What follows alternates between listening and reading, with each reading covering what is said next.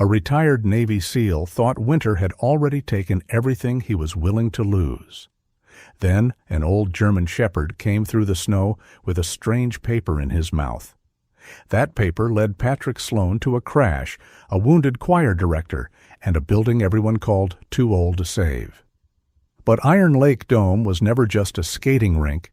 It was where lonely adults found soup, music, warmth, and one more reason to make it through winter.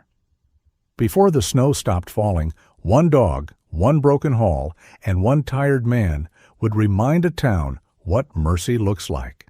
Tell us where you're watching from. Leave your thoughts after the story, and please like and subscribe to help us reach 1,000 subscribers and keep these stories coming.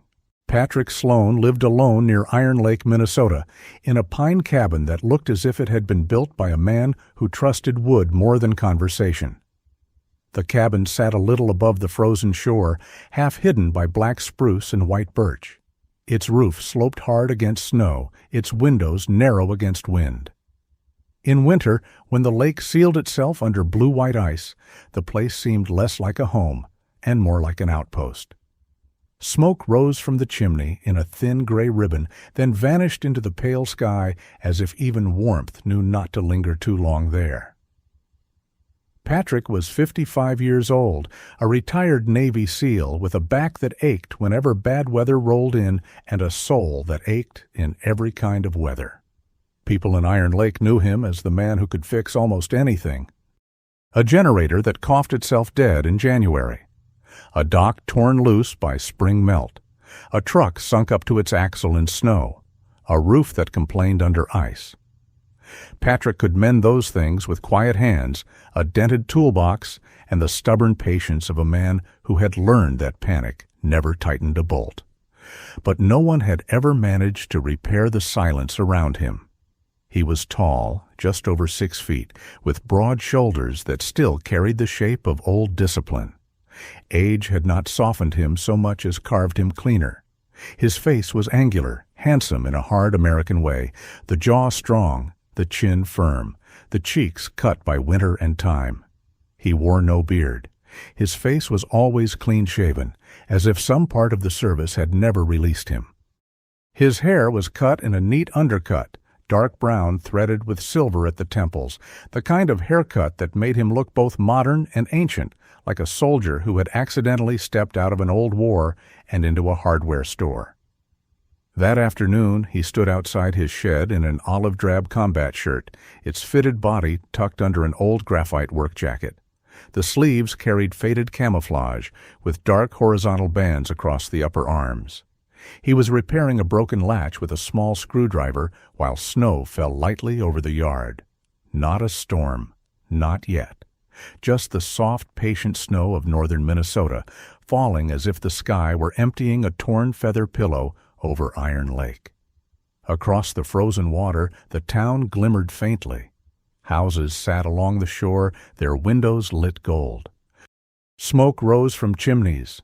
Somewhere, a plow grumbled down a side road. It should have looked peaceful. But Patrick had learned long ago that peaceful places could still be losing things. Iron Lake had been losing them for years. A diner closed first, then a repair shop, then the old community laundry, which nobody missed until the first winter after it shut down. And now Iron Lake Dome stood dark at the edge of town, its curved roof buried under snow, its doors locked behind yellow notices about maintenance hazards and public safety concerns. To newcomers, the dome was only an old skating rink. To older residents, it had once been something else. Patrick did not let himself think too much about that. Thinking about places where people gathered for warmth had a way of opening doors in his mind that he preferred to keep sealed.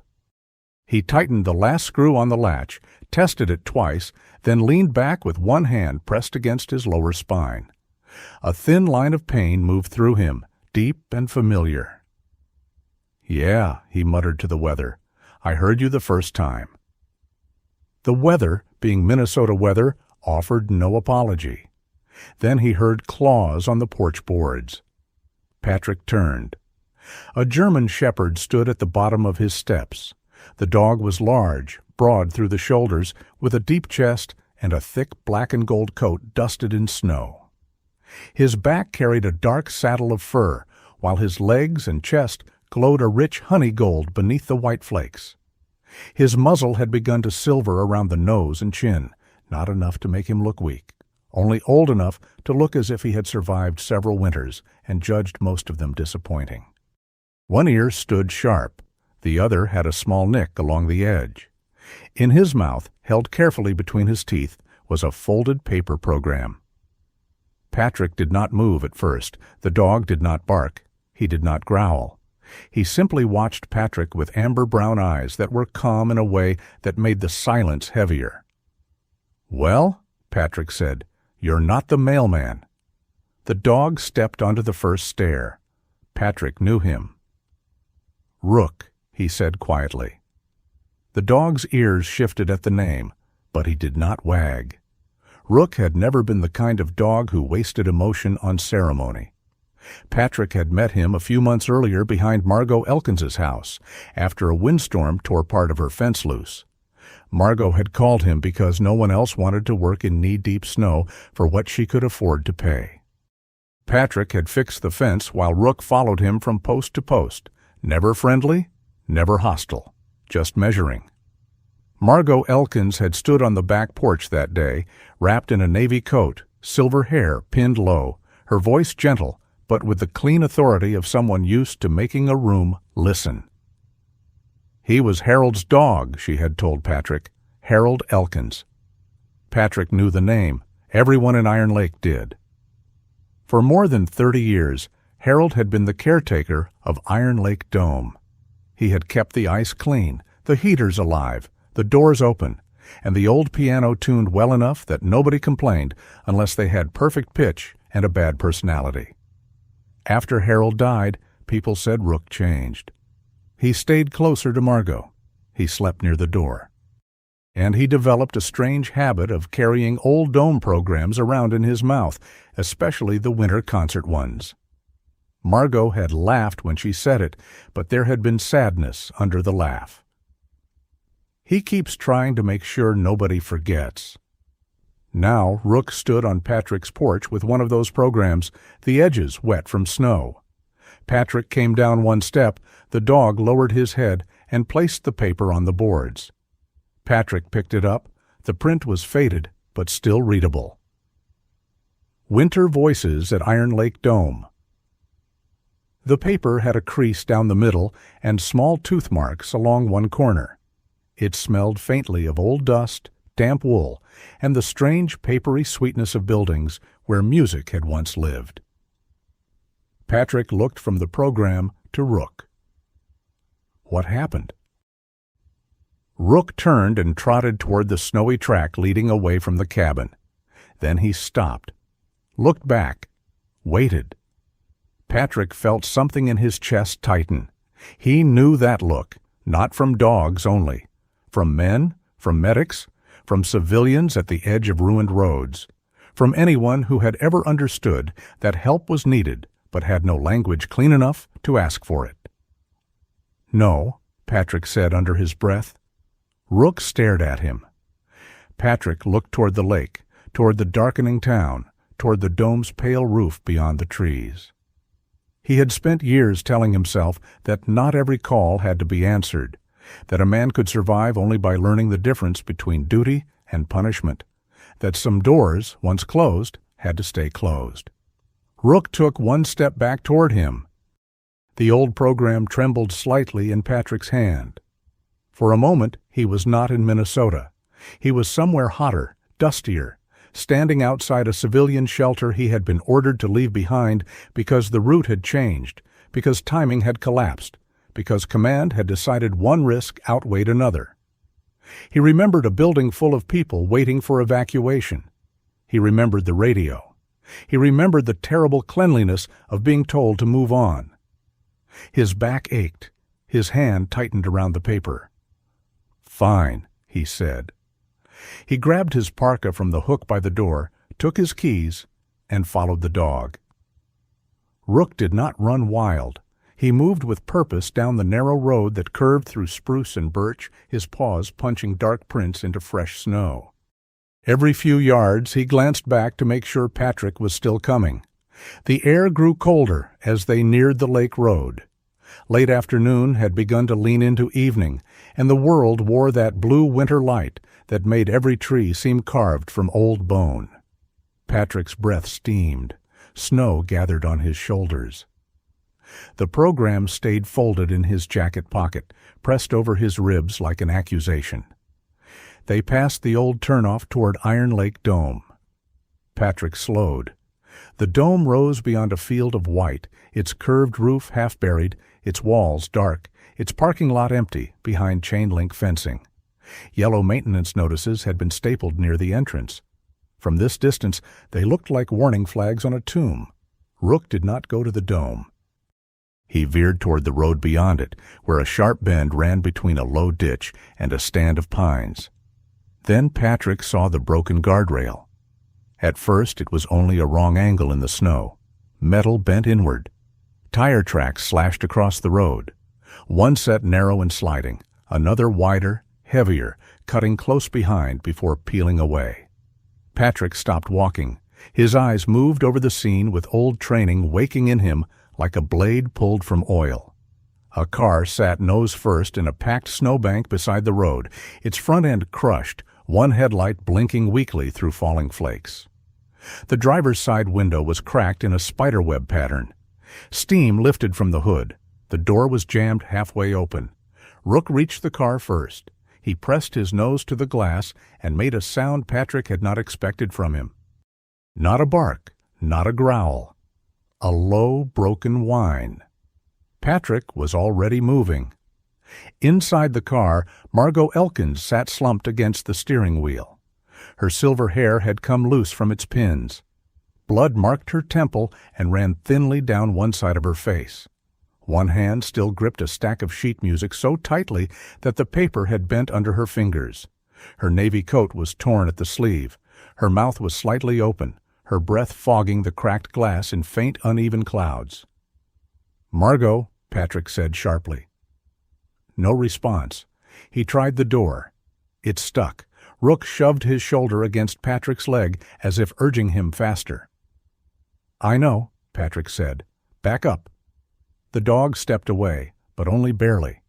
Patrick braced one boot against the frame, gripped the bent edge of the door, and pulled.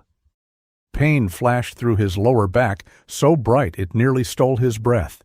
He ignored it. The metal groaned. He pulled again. The door came loose with a hard crack and swung open. Cold air rushed into the car. Patrick checked Margot's pulse. Faint, but there. "Stay with me," he murmured, though she could not hear him. He reached for his phone and called emergency services, giving the location in a voice so controlled it sounded almost detached. That was another thing the Navy had left him, the ability to sound calm while the world bled in front of him. After the call, he looked down at the tire marks. The car's tracks showed panic, a sudden correction, a slide. The wider tracks behind her told a different story. A truck had come close. Too close. It had pressed her toward the bend, then broken away before impact. Not an accident, Patrick thought. Not clean.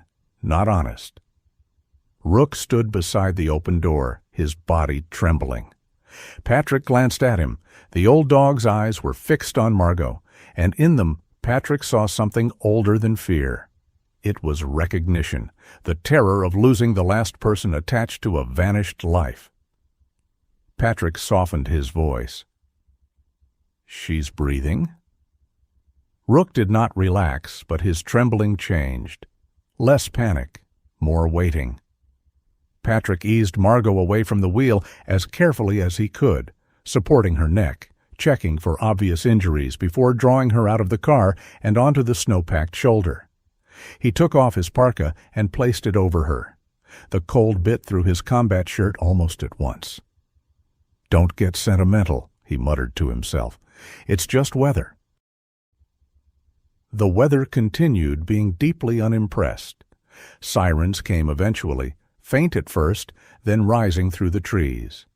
While they waited, Patrick looked toward Iron Lake Dome. From the roadside, the old building seemed both near and impossibly far. Its white roof curved under the snowfall like a beached whale from some northern myth, abandoned by the sea and left for men in clean coats to measure, condemn, and sell. Patrick had thought the dome was merely closed. Now, standing beside Margot's unconscious body, the tire tracks dark on the ice behind him, and Rook keeping watch like a guardian carved from winter itself, he wondered if the building had been under attack long before anyone bothered to notice. The ambulance arrived with red lights washing over the snow. Paramedics took over. Patrick stepped back, answering questions when asked, saying only what he knew. Margot was lifted onto a stretcher. Rook tried to follow, but one of the paramedics hesitated. "He, hers?" the man asked. Patrick looked at the dog. Rook stared after Margot, ears forward, every part of him straining without breaking. "He's family," Patrick said. That seemed to settle it. Rook jumped into the ambulance after her, but before the doors closed, the dog turned. In the red wash of emergency lights, he looked at Patrick one last time. Then he dropped something into the snow at Patrick's feet. The old program. Patrick bent slowly and picked it up. Its edges were wetter now. One corner had torn. The printed words were fading beneath melted snow, but he could still read them. Winter Voices at Iron Lake Dome. The ambulance doors shut. The vehicle pulled away, lights flashing through the trees until the road swallowed them. Patrick stood alone at the bend. Snow fell on his bare shoulders. His back throbbed. The tire tracks waited in the road like black scars. He looked from the program in his hand to the locked dome in the distance. He did not know yet whether he had rescued a woman from a crash or whether an old dog had just dragged him to the edge of a war no one had declared. But he knew one thing. Some places disappeared quietly because no one heard them asking to be saved. And this time, unfortunately for whoever wanted Iron Lake Dome buried under snow and paperwork, Patrick Sloane had heard. Margot Elkins woke beneath a square of fluorescent light. For a moment, she did not know where she was. The ceiling above her was too flat, too white, too close. It hummed faintly, the way cheap lights hummed in small-town clinics when winter pressed against the windows and the whole building seemed to be holding its breath. Then pain came back, not all at once. Pain was rarely that honest. It returned in small kingdoms. The ache at her temple, the stiffness in her shoulder, the heavy soreness across her ribs, the dry taste of fear at the back of her throat. Margot tried to lift her hand. A soft pressure stopped her. "Easy," a woman said. The voice belonged to Dr. Laurel Keene, Iron Lake's town physician, who had the steady posture of someone who had delivered bad news, stitched careless fishermen, diagnosed flu outbreaks, and scolded grown men for pretending frostbite was just a little numbness. She was in her early 50s, with copper-brown hair pinned at the back of her neck and reading glasses hanging from a cord against her blue sweater. There was nothing theatrical about Laurel. She did not waste tenderness, but she never withheld it either. Margot blinked at her. "Where is Rook?" Laurel's expression softened before she could hide it. "Of course, that's your first question. Where is he?" "At the desk, frightening my receptionist by breathing too seriously." Margot closed her eyes. A thin breath moved out of her, not quite relief, not quite grief. "Let him in." Laurel hesitated. "Margot, you need... please." The word was quiet. It carried no command, but something older than command, something worn smooth by loss. Laurel looked toward the door. "Bring him." A moment later, claws clicked against the clinic floor. Rook entered as if he had been given clearance by an invisible king. The German shepherd's black and gold coat was still damp in places from melted snow. His broad shoulders filled the doorway for one brief second, and the young receptionist behind him looked deeply relieved to have survived the escort process. Rook crossed the room without hurry, but without doubt. He came to Margot's bedside, lowered his head, and rested his muzzle on the edge of the blanket. Margot's hand trembled as it found the silvering fur around his nose. "Oh, old boy," she whispered. Rook shut his eyes. Patrick Sloane stood near the door, one shoulder against the wall, his arms crossed lightly as though he were only there because the hallway had run out of space. He had changed out of his snow-wet parka, but still wore his olive-drab combat shirt under a dark work jacket. Snow had melted into the seams of his boots. He looked too large for the room, too still for the fluorescent light. He watched Margot and the dog in silence. There were kinds of love a man could recognize even if he had spent years pretending not to need them. This was not the soft, decorative kind. It was a bridge built plank by plank after a death. A bridge narrow enough that only one grieving woman and one loyal dog could cross it at a time. Laurel glanced at Patrick and gestured toward the hall. He followed her out. The clinic hallway smelled of disinfectant, old coffee, and wet wool. A snow shovel leaned beside the entrance. Someone had hung paper snowflakes on the window, and their cheerfulness seemed almost rude under the circumstances. Laurel folded her arms, then unfolded them again. "She was lucky you found her. Rook found me." "That sounds like him." "You know the dog?" "This is Iron Lake," Laurel said. "I know everyone's dog, blood pressure, and poor decisions." Patrick gave the smallest possible nod. It might have been a laugh in a colder language. Laurel's face sobered. "She has a concussion, bruised ribs, cuts from the glass. Nothing that should kill her, thank God. But that crash?" She paused, choosing her words with care. "The injuries match a vehicle forced offline, not a simple slide."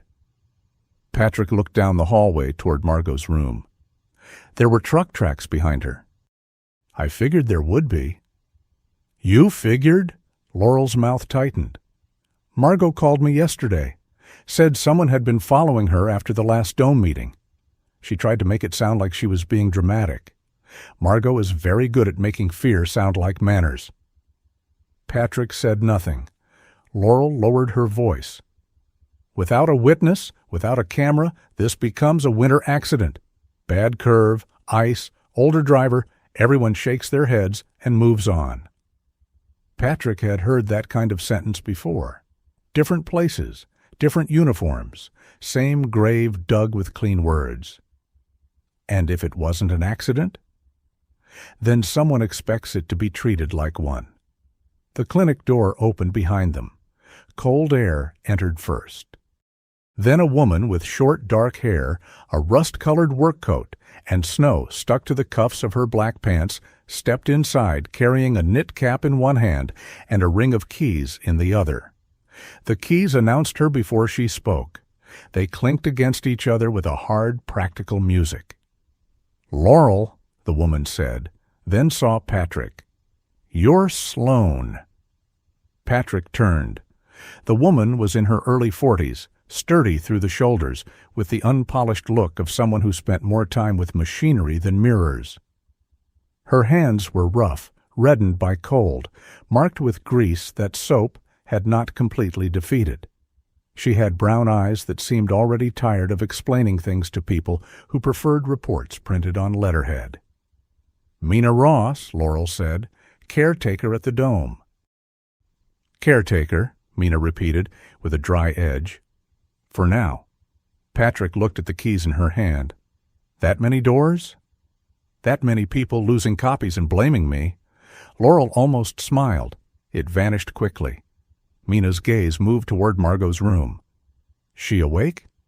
"Yes," Laurel said. "Rook is with her." "Good. He was about to chew through the clinic wall if someone didn't let him in." Patrick studied Mina. "You came from the Dome?" "I came from arguing with a councilman who thinks a boiler can be diagnosed by staring at an invoice." She looked at him directly. "Margot said you know machinery." "Margot said that?" "She said Harold would have liked you because you listened to hinges before replacing doors." Mina shrugged. That was high praise from her. The name Harold settled into the hallway. Patrick had heard it in passing over the years, the way small towns kept certain names alive without noticing. Harold Elkins, the man who had kept Iron Lake Dome running long after anyone sensible would have admitted the building was too old, too expensive, too stubborn to survive. Mina looked toward the room again. Her voice lowered. "They're trying to say the dome is beyond repair. It isn't." Patrick felt his shoulders tighten. Who is they? "People who want it gone," Laurel cut in gently. "Mina." "No," Mina said, though not unkindly. "I'm done saying things gently so everyone can ignore them politely." Patrick waited. Mina opened her fist. On her palm lay a small brass key, darker than the rest, worn smooth at the head. "Harold gave me this when I took over. Back furnace room. Old lock. He said if the heat ever went out, start there before trusting anyone with a clipboard." She swallowed once, as if annoyed by her own emotion. "The heat didn't just go out, Mr. Sloane. Someone has been making the place look dead." Patrick looked at the key. He did not reach for it. Not yet. Inside Margot's room, Rook made a low sound. Not alarm, not warning. Something almost like a sigh. Laurel stepped aside. "You should hear Margot before Mina recruits you into treason." "Building maintenance," Mina said. "In Iron Lake, sometimes that is treason." Patrick followed Laurel back into the room. Margot had propped herself slightly higher against the pillows. She looked smaller than she had in Patrick's memory, but not weaker. There was a difference. Weakness collapsed inward. Margot seemed reduced only by pain, not by spirit. Her silver hair had been combed back loosely. A bandage crossed one side of her forehead. Rook remained beside her, one ear angled toward the door, as if listening to all possible futures at once. "You should be resting," Patrick said. "And you should be less predictable," Margot replied. Mina snorted softly from the doorway. Margot's fingers rested on Rook's head.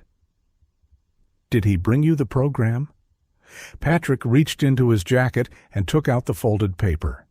It had dried stiff in his pocket. The words, "Winter Voices at Iron Lake Dome," still showed through water stains. Margot looked at it for a long moment.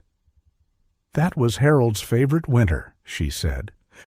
The heat failed twice. The soprano section caught a stomach bug, and a man named Leonard Fisk proposed to his third wife in the soup line while holding a bowl of chicken stew. Mina murmured, "She said no." "She said yes," Margot corrected, then made him finish his stew before kissing her. Sensible woman. For the first time that day, something like warmth entered the room. Patrick looked at the program again. "Why does Rook carry them?" Margot's eyes moved to the dog. "Because Harold did." She said it simply, but the room quieted around the answer. "Harold believed every program was proof that people had gathered," she continued. "Not just performed, gathered. He used to save them in boxes under the stage. Concerts, dances, winter meals, memorial nights, volunteer suppers. If people came in from the cold and left feeling a little less alone, Harold kept the paper." Rook's tail tapped once against the floor. "After he died," Margot said, "Rook started carrying them around. At first I thought he was being a nuisance. Then I realized he only took one when I had stopped speaking for too long." Patrick looked at the dog. Rook did not look back. He kept his eyes on Margot. She went on, her voice gaining steadiness, not volume. "People call the dome a skating rink because that is easy. They say it is old, expensive, inefficient. They talk about liability and redevelopment as if words like that can keep a person warm." Her fingers tightened slightly in Rook's fur. "But every winter that building becomes something else. Soup kitchen on Mondays, coat table by the east doors. Music on Thursdays, dance nights when the roads are clear. A warm room for men and women who would rather pretend they came for coffee than admit they had nowhere else to go." Patrick stared at the floor. He could see it too clearly. Not the dome, but another building. Another cold group of civilians waiting under bad light. A radio voice saying plans had changed. Men looking to him for orders he did not have the authority to give. A door closing behind him because command had decided the risk. He hated how fast memory could move when it smelled shelter. Margot watched his face. "You know that kind of place," she said. Patrick's jaw tightened. "I know buildings." "No," she said softly. "You know what it costs when a building is the only warm thing left." No one spoke. The clinic light hummed. Outside, snow slid down the window in soft white streaks. Patrick wanted to step back into the hallway. He wanted to return to the clean world of screws, latches, engines, hinges. Machines failed for reasons a man could trace with his hands. People were harder. Communities were worse. They broke slowly and called it policy. Mina moved closer to the bed. "The council says the heating system is beyond saving," she said. "It isn't. I can prove some of the reports are wrong, but nobody listens to me because I'm the one with grease on my sleeves, not a consultant badge." Patrick looked at her. "Why me?" "Because you won't care who gets offended if a valve has been tampered with." "That's a lot to assume." "No," Mina said. "It's a little to hope." Margot closed her eyes briefly, then opened them. "Just look at the furnace room. That's all. No speeches, no crusade, no dramatic standing in doorways." Patrick glanced at Rook. "Your dog already handled the dramatic doorway part." Margot's mouth curved faintly. "He has a gift." "I'm not an inspector." "No," Mina said. "You're worse. You know when a machine has been made to fail." That sentence landed harder than Patrick wanted it to. He looked again at the old program in his hand, a flimsy piece of paper, water-stained, tooth-marked, worth nothing to anyone who measured value correctly. Yet Margot watched it as if it were a surviving candle. Patrick folded it along its old crease. "I don't do committees," he said. "Good," Mina replied. "Neither does the boiler." Laurel coughed once, perhaps to hide a laugh. Patrick looked toward the window. Beyond the clinic glass, Iron Lake lay under evening snow. The world outside was bright and cold, beautiful in the merciless way winter could be beautiful while taking inventory of the week. He thought of the dome, locked and dark. He thought of tire tracks behind Margot's car. He thought of old men and women pretending they came for coffee, not rescue. Then he thought of a center far away, full of people waiting under bad light, and the radio voice that had told him to move on. Patrick Sloane had spent years obeying that voice after it had gone silent. He put the program back into his jacket pocket. "One look," he said. Mina's eyes sharpened. Margot's shoulders eased by a fraction. Rook lifted his head and stared at Patrick as if confirming the terms of a contract no human court would recognize. "One look," Patrick repeated. "At the heating system. I'm not saving a building." Margot's smile was small and tired. "No?" she said. "Of course not." Rook gave a slow wag of his tail. The gesture was almost insulting in its confidence. Patrick pointed at him. "And don't look pleased with yourself." Rook looked deeply pleased with himself. Outside, snow kept falling over Iron Lake, quiet as a blessing and cold as a warning.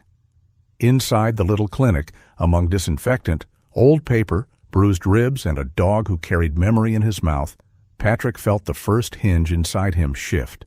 Not open, not yet, but no longer locked. Iron Lake Dome looked larger from the inside. From the road it had seemed like an old white shell dropped beside the frozen lake, too tired to defend itself. But when Mina Ross unlocked the side entrance and pushed the door open with her shoulder, Patrick Sloane stepped into a space that still remembered how to hold a crowd. Cold air waited inside. It did not rush out at them. It had settled there for weeks, maybe months, folded into the wooden benches, the rubber mats, the old concession counter, the rafters above the ice. The cold had become a resident, a patient one, a smug one. Mina stepped in first, keys clinking at her hip. "Welcome to the disaster," she said. Patrick paused just past the threshold. Snowlight poured through the high windows, pale blue and soft, washing over the old skating floor. The ice was gone now, replaced by dull concrete and scuffed boards, but he could still imagine the shine that had once lived there. Around the rink, wooden seats rose in tired rows. Some were scratched with initials. Some had been repaired badly, then repaired better by hands that cared but had no budget. Above the far end, the little stage sat in shadow. A piano stood there beneath a gray cover. Rook walked in behind them and stopped as if he had crossed into a church. The German shepherd did not sniff around like a dog entering an unfamiliar building. He knew the dome. His paws moved over the floor with old certainty. He passed the benches, the coat tables stacked against one wall, the folded soup tables leaning near the kitchen doors. Then he paused near a row of framed photographs along the hallway. Patrick followed Mina slowly. The photographs showed winters that had not yet been erased. A line of adults in thick sweaters holding bowls of soup. A gray-haired couple dancing under string lights. A group of volunteers in aprons beside steel pots large enough to baptize a bear. A choir standing on the stage, mouths open in song, faces lifted toward something warmer than the ceiling. No children in those frames, not in this part of the dome's memory. These were grown people with tired hands, patched coats, careful smiles. People who had already learned that loneliness could sit at a table with you unless someone pulled up another chair. Patrick looked away before the pictures had time to become personal. Mina noticed, but did not comment. "This way," she said. They passed the concession stand. Its menu board still listed coffee, stew, hot cider, and a handwritten note that read, "Pay if you can. Eat either way." Patrick stopped for half a second. Mina did not. "Harold wrote that," she said over her shoulder. "Council hated it, said it encouraged freeloading." What did Harold say? He said hunger was already encouraged plenty. Patrick almost smiled. Almost. They reached a metal door near the rear of the building. Mina selected the old brass key from her ring. It fit with a reluctant scrape. The furnace room breathed out dust, metal, and the faint sour smell of cold oil. Patrick stepped inside and switched on his flashlight. The beam moved over pipes, valves, control boxes, insulated ductwork, old gauges with scratched glass. The room was cramped but not chaotic. Someone had cared for it for a long time. Labels were written in black marker and tape. Dates marked filter changes. A toolbox sat beneath a workbench, its drawers closed square.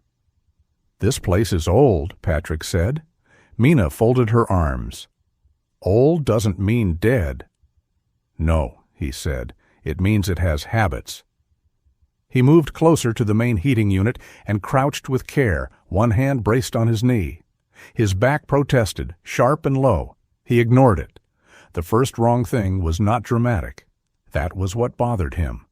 Real sabotage, the kind amateurs imagined, looked like cut wires and smashed panels. This was quieter, smarter in a lazy way. A bypass valve had been turned just far enough to reduce flow, but not enough to make tampering obvious. A secondary breaker had been switched into a setting that would force the system to trip under load. One access panel had been removed and replaced with the screws tightened unevenly, the top left stripped by someone using the wrong bit. Patrick shone his light on a section of pipe wrapped in a red inspection tag. "Corroded beyond repair," he read. Mina's mouth tightened. Patrick wiped the pipe with his glove, then tapped it with 2 knuckles. Clean sound. Solid. "How old is this?" 14 months. "Who marked it bad?" "The consultant." Patrick looked at her. Mina gave a humorless little shrug. "The one with clean boots?" He stood slowly, scanning the room again. The system didn't fail. It was made unreliable. Mina did not look satisfied to be proven right. She looked smaller for a moment, as if the truth had weight even when expected. "I knew it," she said. "I knew it, and I still kept wondering if maybe I was just angry." Patrick reached for the breaker panel and opened it. Anger doesn't turn valves. She looked down at her hands.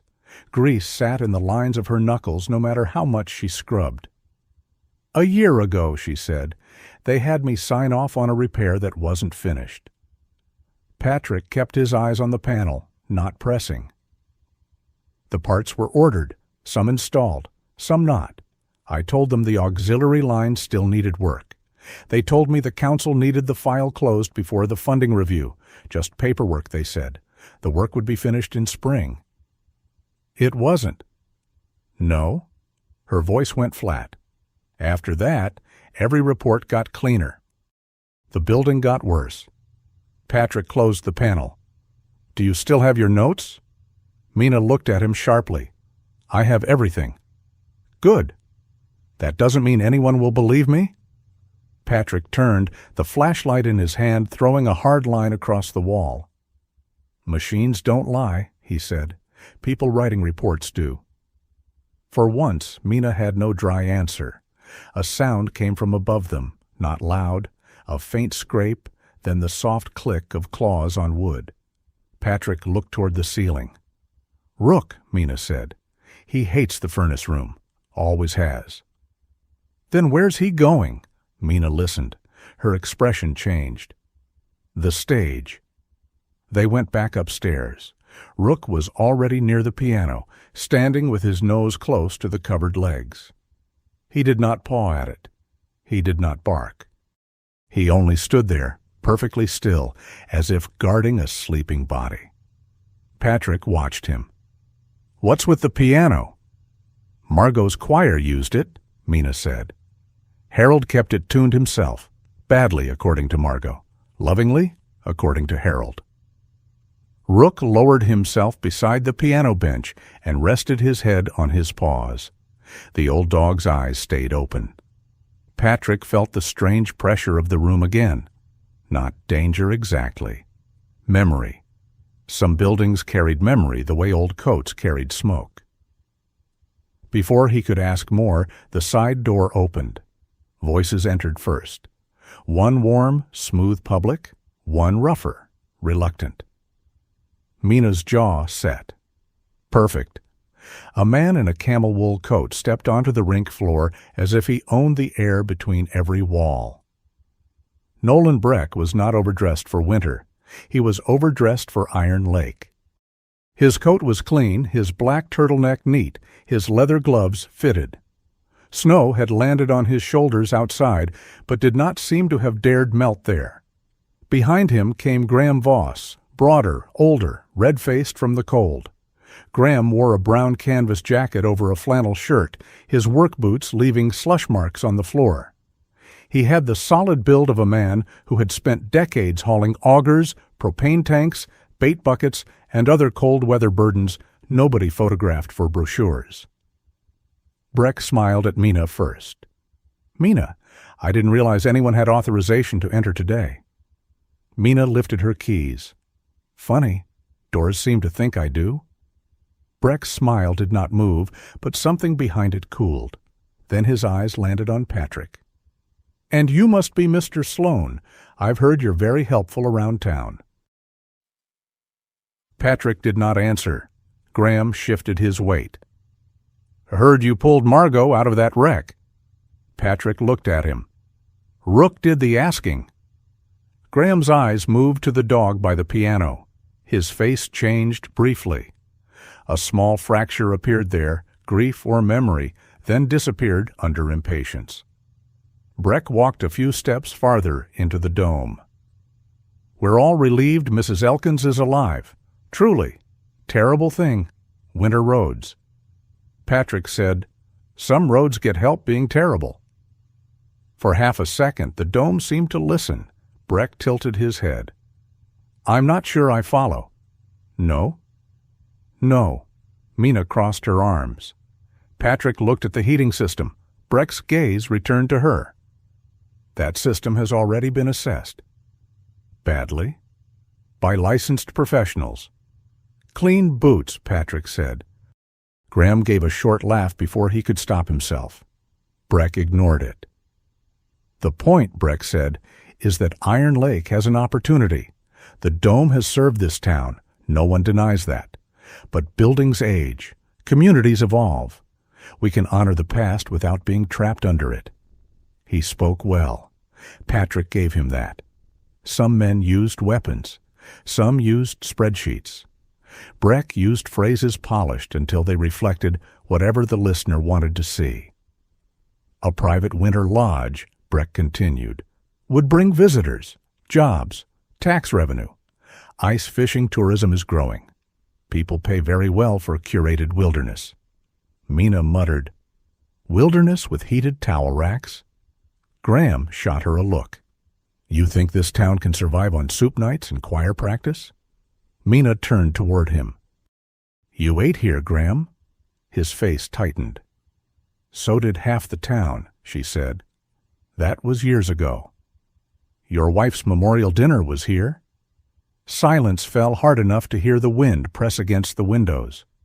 Graham looked toward the stage. Rook raised his head slightly. Breck stepped in before the moment could deepen. "This is exactly what I mean. These memories matter. They do. But nostalgia cannot maintain a failing structure."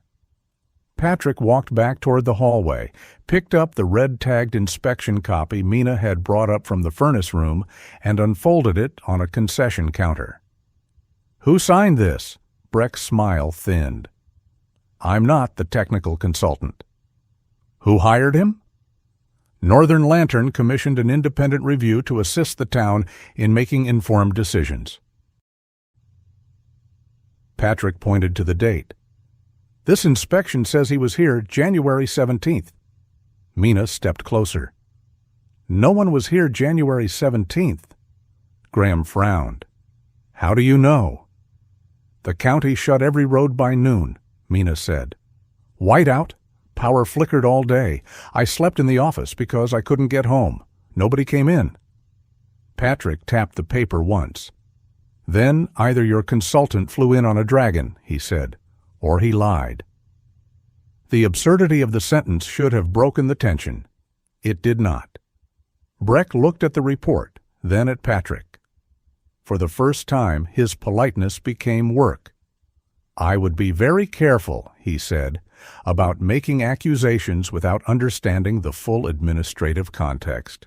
Patrick folded the paper with deliberate calm. "I understand dates."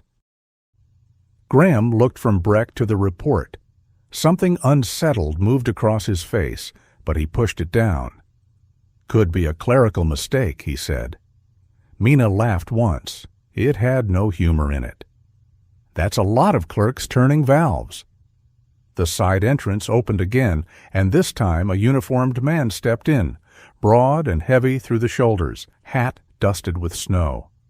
Sheriff Amos Bell had the worn look of a man who had spent too many years settling neighbor disputes, road complaints, bar fights, and winter accidents with the same tired notebook.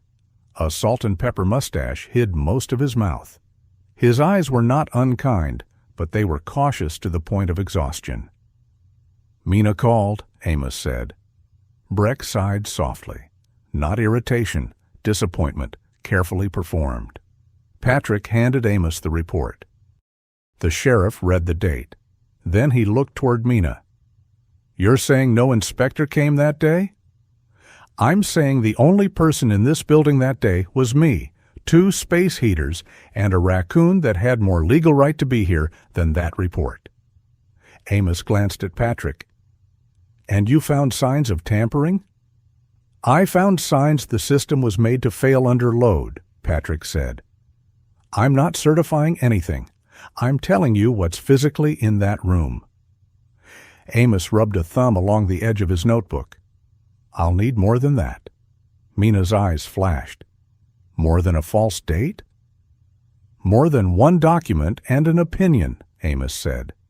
"If this turns into a legal fight, I need clean proof, not a shouting match in a cold rink." "No one's shouting," Patrick said. Not yet. Breck closed his coat with a calm tug. "Sheriff, I appreciate your restraint. Emotions are high. Mrs. Elkins's accident has shaken everyone." Patrick looked at him. Breck did not look away. Graham did. That was what Patrick noticed. Not guilt, maybe, not knowledge, but discomfort sharp enough to leave a mark. Amos tucked the report under his arm. "I'll make a note. I'll ask the county about road closures that day. Until then, nobody removes anything from this building without proper paperwork." Breck's smile returned. "Naturally," Mina whispered. "Naturally," he says, "like paperwork isn't what got us buried." Rook rose from beside the piano. He walked past them all, slow and deliberate, and stopped at the stage stairs. Snowlight lay across his coat. His nicked ear angled toward the covered piano, then toward Patrick. Patrick did not understand the look, not yet. But he followed the dog's gaze to the bench, to the covered instrument, to the old stage where so many programs had once been printed, saved, carried, and nearly forgotten. The furnace room had shown him one kind of truth. The stage, he suspected, held another. Outside, the morning brightened. Snow continued falling softly over Iron Lake, dressing the town in innocence it had not earned. Patrick stepped out of the dome with Mina behind him, Breck and Graham still near the concession counter, Sheriff Amos reading the report under the dim light. At the edge of the parking lot, Patrick looked back. Rook's paw prints circled the side of the building, then doubled toward the stage door. Not random, not frantic. A pattern made by an old dog returning again and again to the same place. Mina followed his gaze. He's been doing that for weeks. Circling the stage door? Since the closure notice went up. Patrick put one hand against his lower back and breathed through the ache. The dome was not merely old, it was not merely cold, it was not even merely neglected. Someone had been arranging its death with tools, dates, reports, and polite words. Patrick looked at the curved white roof, half buried beneath snow, and felt the shape of an old battlefield form around a skating rink, a piano, a caretaker with grease on her hands, a sheriff afraid of messy proof, a businessman with clean gloves, and a dog guarding a bench no one had asked about yet. He had promised one look. Unfortunately, one look had been enough. The town hall of Iron Lake was built from red brick in old confidence. It stood 2 streets up from the lake, with white trim around the windows, and a bell tower that had not held a working bell in 20 years. Snow fell softly over its front steps that evening, turning the handrails white and quieting the tire tracks in the small parking lot. From outside, with warm light shining through the windows, the building looked almost kind. Patrick Sloane knew better. Some rooms did not need weapons to hurt people. They had polished chairs, folded agendas, free coffee in metal urns, and microphones that made ordinary cruelty sound official. He stood near the back wall with his arms crossed, one shoulder close enough to the exit that he could leave if the room became too full of voices. His back ached from the cold, a deep pulse under the spine, but he ignored it. Pain was a rude guest. The trick was not giving it the main chair. Mina Ross sat 3 rows ahead, her rust-colored work coat folded across her knees, her large key ring half hidden in one fist. Every now and then, the keys shifted and gave a small metallic whisper. Rook lay beside Margot Elkins's chair near the center aisle. Margot had insisted on coming. Dr. Laurel Keene had argued against it. Mina had argued against it. Even Patrick, who disliked telling anyone what to do, had told her she looked like she should still be in bed. Margot had replied, "If men waited until they felt well before ruining things, history would be shorter." That had ended the debate, the iache. Now she sat upright in a deep navy coat, her silver hair pinned neatly despite the bandage near her temple. A wine-colored scarf rested around her neck, Harold's scarf if Patrick remembered correctly. Her face was pale, and each breath seemed to cost her a little, but she held herself with the careful dignity of a woman who had conducted choirs through power failures, coughing tenors, and one memorable Christmas Eve when the pianist had mistaken a hymn for a funeral march. At the front of the room, Nolan Breck connected his tablet to a projector. He did not look like a man preparing to take something. He looked like a man preparing to donate a future. That was what made Patrick dislike him more. Breck wore a dark blue suit under a gray overcoat, his hair combed back, his expression smooth and respectful. Beside him, on the first row, Graham Voss sat with both hands folded over his stomach, his brown canvas jacket still zipped to the throat. Graham looked less comfortable than Breck. He had the posture of a man who had agreed to stand near a fire, and now realized the smoke was blowing his way. The council members settled behind their long table. At the far end sat Evelyn Tate, the county clerk, a small woman in a plum-colored coat with silver hair carefully shaped around her face. Her glasses hung low on her nose. A leather file bag rested at her feet, one worn corner repaired with tape. She touched it once before the meeting began, a nervous little gesture no one else seemed to notice. Patrick noticed. He noticed hands. Always had. Hands told the truth before mouths found their scripts. The council chair, a broad man with a red tie and a tired voice, tapped the microphone. "Item 4, he said, community discussion regarding the proposed transition plan for the Iron Lake Dome property." Transition plan. Patrick almost laughed. Nobody ever buried a thing anymore. They transitioned it. Breck rose. He thanked the council. He thanked the town. He thanked the stakeholders, a word Patrick believed should have been outlawed before it spread. Then the projector lit the wall with images that looked nothing like Iron Lake Dome.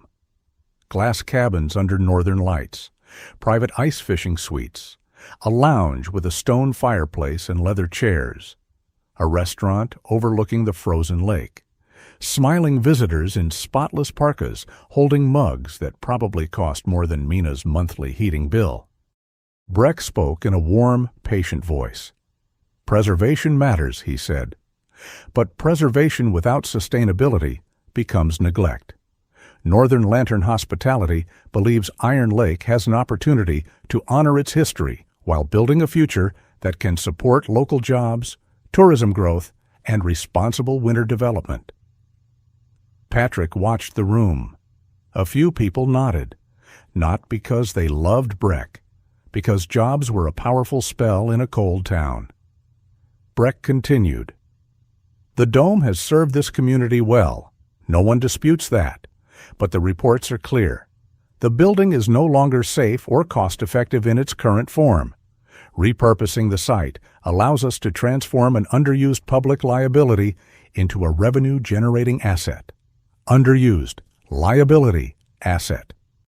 Each word landed cleanly, like a shovel shaving snow off a grave. Mina leaned back and muttered, "He talks like a brochure learned to breathe." Patrick said nothing, but his mouth twitched. Then Margot stood. Rook stood with her. The room shifted, not dramatically, just enough. A rustle of coats, a chair leg scraping, someone coughing into a fist. Margot placed one hand on the back of the chair in front of her. Not for weakness, Patrick thought. For balance. There was a difference. "My name is Margot Elkins," she said. The microphone on the public stand caught her voice and thinned it slightly, but did not weaken it. "I have conducted the winter choir at Iron Lake Dome for 27 years. My husband, Harold, served as caretaker there for more than 30. Some of you knew him. Some of you complained to him about the heat, the ice, the coffee, the parking lot, the piano, and once memorably, the smell of cabbage soup in the hallway." A few soft laughs moved through the room. Margot waited until they faded. The dome was never only a skating rink. It was where widows came after dinner because their houses were too quiet. It was where men who had lost work could sit with a bowl of soup and not be asked to explain themselves. It was where seasonal workers warmed their hands. It was where people danced badly and sang worse and somehow went home less alone. Graham looked down. Breck watched her with his polite half-smile. Margot's fingers tightened around the chair. "You may sell a building," she said. "You may rename it. You may put glass walls where old wood used to be. But do not tell us it was underused because the people who used it were not wealthy enough to appear in your projections." The room went very still. Patrick felt something pass through the people seated around him. Not agreement exactly. Recognition. The council chair cleared his throat. "Thank you, Mrs. Elkins. Your service to the community is deeply appreciated." There it was, the soft blanket before the door closed. A councilwoman with pearl earrings leaned toward her microphone. "No one is questioning your dedication, Margot. But after what happened to you, we do have to consider whether this issue may be emotionally difficult." Margot's face did not change. Another council member, younger, with a neat beard and nervous hands, added, "The town has to make practical decisions. Sometimes attachment to the past can make it hard to evaluate present realities." Mina's keys clicked once. Patrick looked at them, then back at the front. Breck rose again slowly, as if reluctant to speak. It was a performance, but a good one. "Mrs. Elkins," he said, voice gentle, "no one here doubts what the dome meant to you and your late husband, truly. But sometimes, at a certain season of life, letting go is not abandonment. Sometimes it is an act of courage." The sentence fell over the room like velvet over a blade. Patrick saw Margot absorb it, not visibly. She did not flinch. She did not lower her head, but something in her shoulders went still in a way that made him think of lake ice under sudden weight at a certain season of life. He had not called her old.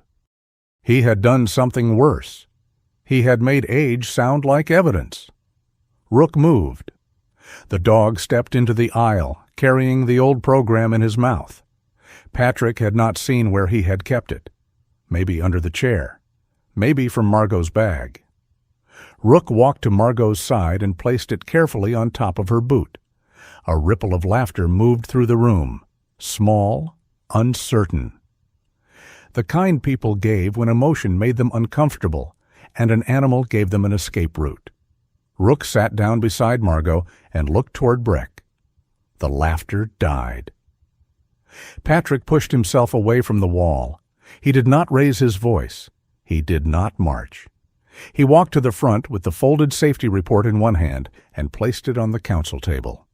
The room watched him now, some with relief, some with irritation, Breck with a stillness that almost resembled interest. Patrick tapped the date on the report. "This inspection says a consultant assessed the dome on January 17th. The council chair frowned.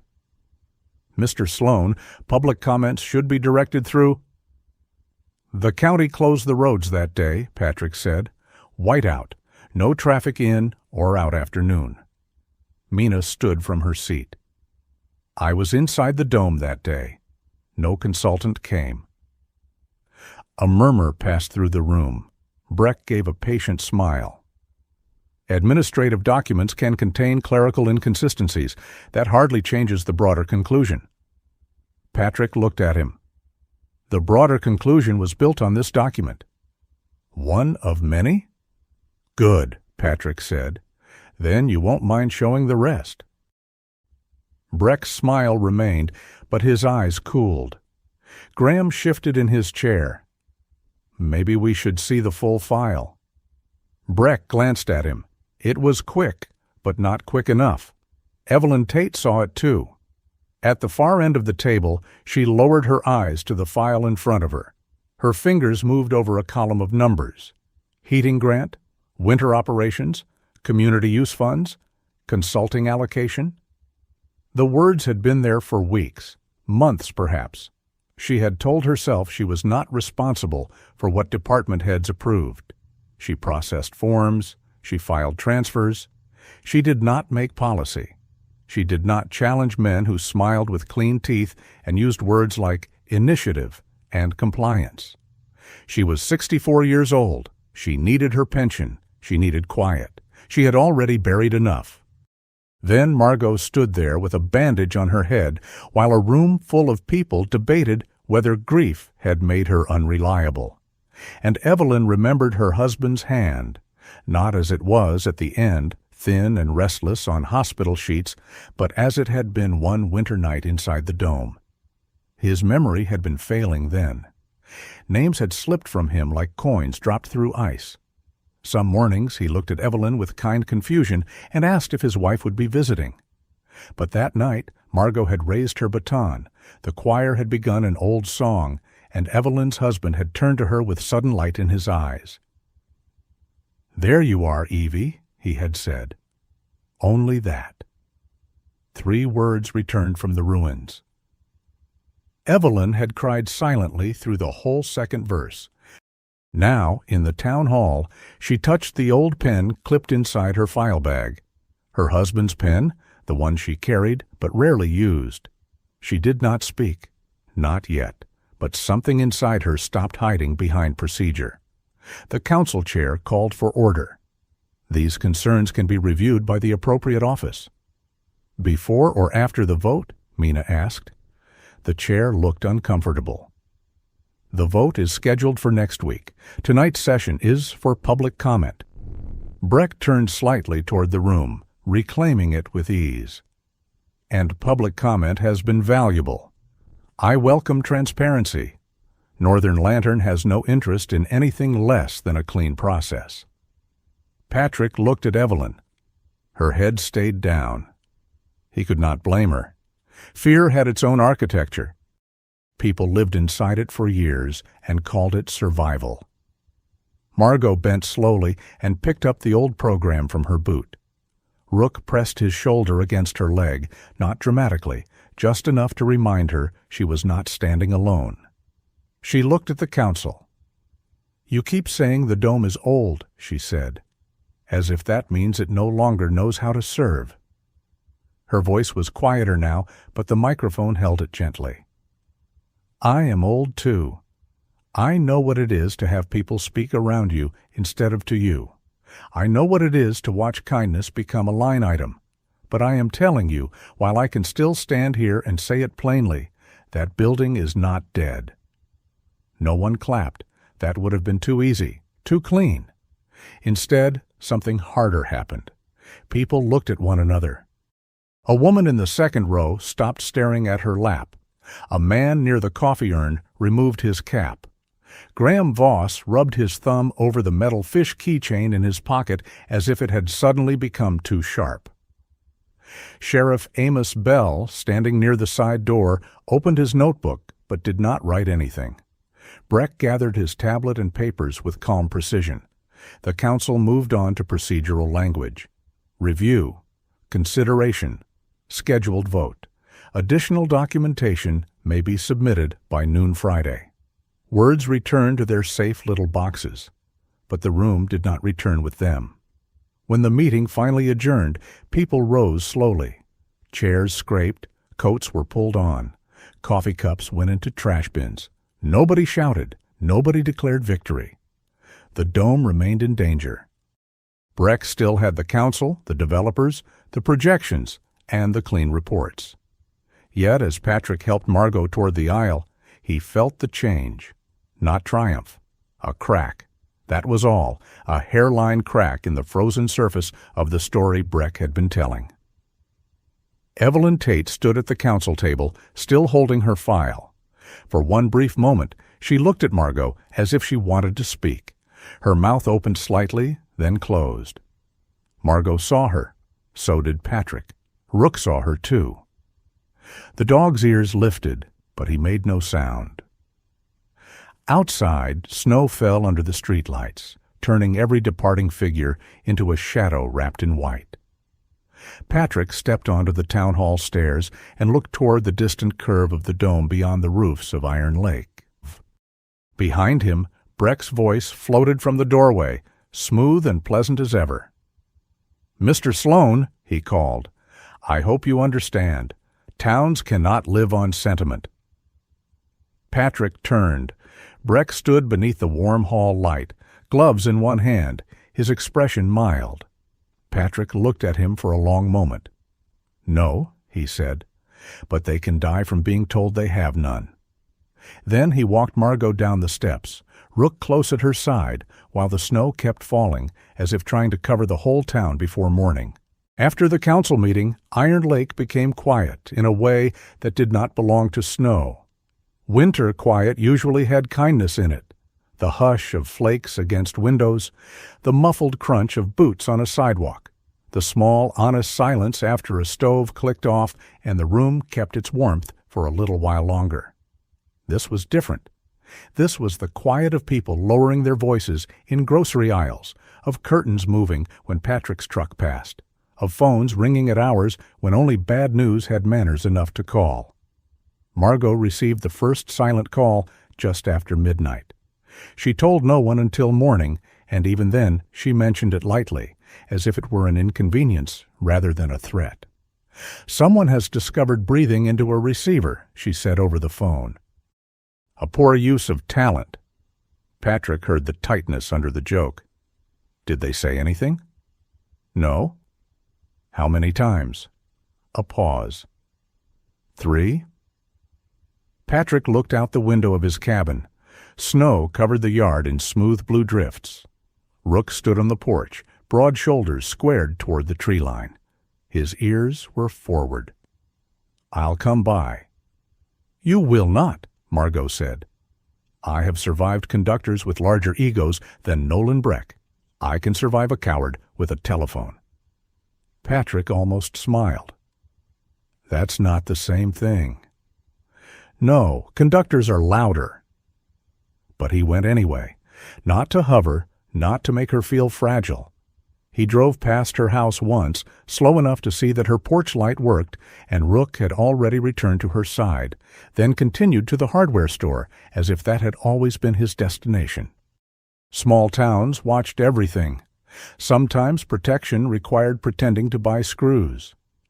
By noon, Mina Ross had received a formal notice from the town administrator reminding her that staffing at Iron Lake Dome would be reevaluated under any transition plan.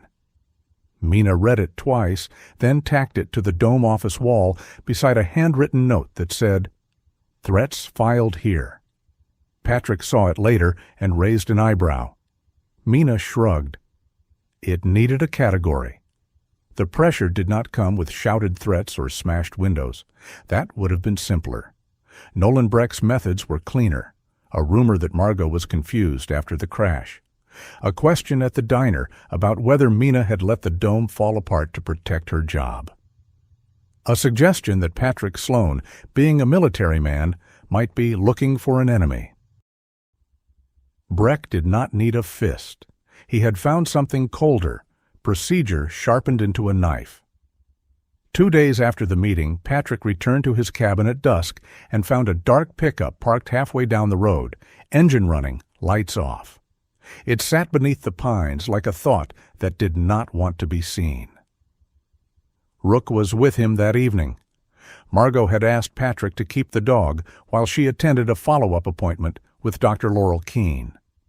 Rook had accepted this arrangement with the solemn disappointment of a retired judge forced to supervise a school play. The shepherd stepped onto Patrick's porch and froze. A low growl moved through him, not loud, not wild, measured. The pickup shifted into gear and rolled away before Patrick could reach for his phone. He watched the red taillights disappear between the trees. Rook did not relax until the road was empty. Patrick rested a hand briefly on the dog's broad head. "Yeah?" he said. "I saw it too." Rook's eyes remained on the road. In the old stories, Patrick thought, dogs guarded gates to the underworld. In Iron Lake, apparently, they guarded bad county paperwork and aging choir directors. The gods had become more practical with time. The next afternoon, Evelyn Tate came to his cabin. Patrick saw her from the window before she knocked. A small figure in a plum-colored wool coat, standing too straight in the falling snow, clutching a brown leather file bag against her chest. Her silver hair was tucked under a gray hat. Her glasses had fogged at the edges. He opened the door. "Mrs. Tate." She looked startled that he remembered her name. "Mr. Sloane." Her voice trembled, then corrected itself. "May I come in?" He stepped aside. Inside, the cabin smelled of coffee, wood smoke, machine oil, and the faint wet dog evidence of Rook's recent visit. Evelyn stood near the door as if unsure whether she had crossed a line that could not be uncrossed. Patrick took the file bag from her only after she offered it. He did not rush her. In his experience, confessions were like frozen locks. Too much force broke the key. "Coffee?" he asked. "No, thank you. If I drink coffee now, my hands may leave my body entirely." He poured her tea instead. It was old peppermint from a tin he had forgotten he owned. Evelyn accepted it with both hands and sat at the small kitchen table. For a while she watched steam rise from the cup. Then she said, "I saw the transfer." Patrick waited. "The heating assistance grant," she continued. "It was awarded to support winter operations at the Dome. Fuel costs, emergency repairs, insulation, boiler assessment, things like that. But a portion was moved into a consulting line under seasonal development strategy." She closed her eyes briefly. That is what the form said. Seasonal development strategy, as if a phrase can keep an old woman warm. Patrick sat across from her. Who approved it? Technically, the administrator's office. Practically? She opened the file bag and removed a folder. Her fingers shook as she set it down. Practically everyone who saw it and chose not to ask questions. Including you. Evelyn flinched. He had not said it cruelly. That was almost worse.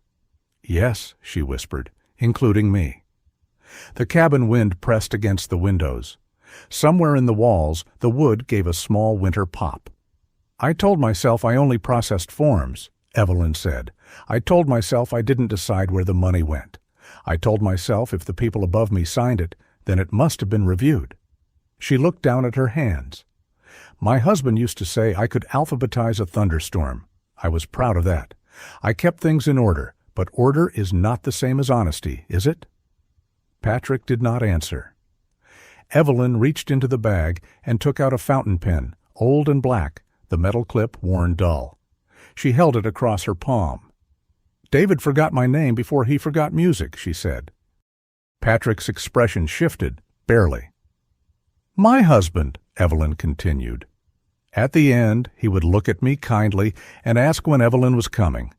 I would say, "Soon," because sometimes mercy is a small lie. Her mouth trembled. But at the Dome, one winter, Margot conducted an old song. David took my hand and said, "There you are, Evie." Just once. Just that one time. She closed her hand around the pen. I signed the transfer 2 months later. The room held the weight of that. Patrick did not forgive her. It was not his debt to cancel. He also did not punish her. She was already carrying the kind of punishment that walked beside a person in broad daylight. "Why come now?" he asked. "Because Margot stood in that room and they made her small." Evelyn lifted her eyes. They were wet but steady. "I know what it looks like when people decide someone's mind is easier to question than their own conscience." Patrick leaned back. "That folder enough to stop the sale?" "No, not alone." Evelyn opened it. "But it shows where to look. The Dome's legal name changed twice. Once after the original trust was absorbed by the town. Once when the county digitized records. If someone searched the current name only, they might miss older restrictions." "Someone? I am not ready to accuse." "You came to my cabin with a folder in a snowstorm." "Yes," Evelyn said. "I am apparently making progress." That did make him smile, just a little. He pushed the folder back toward her. "You understand what happens if you bring this forward." "I lose friends." "Maybe." "I lose peace." "You already did." She looked at him for a long moment. Then she nodded. Patrick's voice softened by a fraction. Late is better than pretending you're still asleep. Evelyn looked down at the pen in her hand. That is not comforting. No. Good, she said. I don't think I deserve comforting yet. By the end of that week, the small group had formed without anyone officially forming it. There was no committee name, no printed agenda, no heroic oath in a snowstorm. Just people who kept finding themselves at the same tables with papers spread between them. Mina brought maintenance logs from the dome office, some written in Harold's old blocky handwriting, others in her sharper, more impatient script. She had photos of valves before and after inspections, emails asking for repair approval, notes on parts ordered but never installed. Dr. Laurel Keene gave Patrick a written statement that Margot's injuries were consistent with a vehicle forced offline on ice. She did not dramatize it. Laurel had no taste for melodrama. Her words were careful, clinical, and therefore harder to dismiss. Sheriff Amos Bell joined slowly, as if each step toward them had to be negotiated with his own caution. He still did not promise anything he could not prove, but he stopped using the phrase winter accident. That alone felt like a door opening an inch. Evelyn traced old property names through county records and discovered that Iron Lake Dome had once been filed under 3 different titles: Iron Lake Winter Hall, North Shore Community Recreation Trust, and finally the Dome. Somewhere between the second and third name, the restrictions had become harder to see. Not gone. Buried. That difference mattered. Margot, still bruised and tired, refused to sit quietly while others handled the serious work. So she did what she knew. On Thursday evening, she organized choir practice outside the locked dome fence. Only 6 people came at first, all adults, all bundled in heavy coats and scarves. A widower named Leonard Fisk, who had indeed once proposed in a soup line and still seemed proud of the timing. 2 retired sisters who sang alto with the force of church bells. A former line cook who claimed he could not sing but could stand in the bass section and look repentant. A woman who worked nights at the gas station. Graham Voss's younger brother, Peter, who arrived late and stood at the edge pretending he had only stopped to smoke. Margot stood before them under the falling snow with her wooden conductor's baton in one gloved hand. "This is ridiculous," Leonard said. "Yes," Margot replied. "Try to be worthy of it." They began. The first verse was uneven. The altos charged ahead like cavalry. The bass section forgot where it lived. Someone coughed directly on the most tender note. Rook, seated beside Margot, lifted his head and gave the group a look so disappointed that Patrick, watching from near the fence, had to turn away. Then Margot laughed. Not loudly, not long, but enough. The others laughed too, and for one bright moment, the locked dome did not look defeated. It looked like a theater whose actors had been forced outside but refused to surrender the play. Rook rose during the second song. He went to the box of old programs Margot had brought and took one carefully in his mouth. Then he carried it to Leonard and dropped it at his feet. Leonard bent, picked it up, and stared. "Winter Dance," he said. 1998. One of the retired sisters leaned over. "Is that the year you split your pants?" Leonard glared. That was a private structural failure. More laughter. Rook carried another program to the former line cook, another to the gas station woman, another to Peter Voss, who looked at it for a long time and then put out his cigarette in the snow. The dog was not uncovering secrets. He was doing something stranger. He was returning people to themselves. Patrick watched from the fence with his hands in his coat pockets. He had seen men rallied by speeches. He had seen fear turned into movement by orders. This was different, softer, more dangerous in its own way. Breck could argue with budgets. It would be harder to argue with people remembering why they had survived.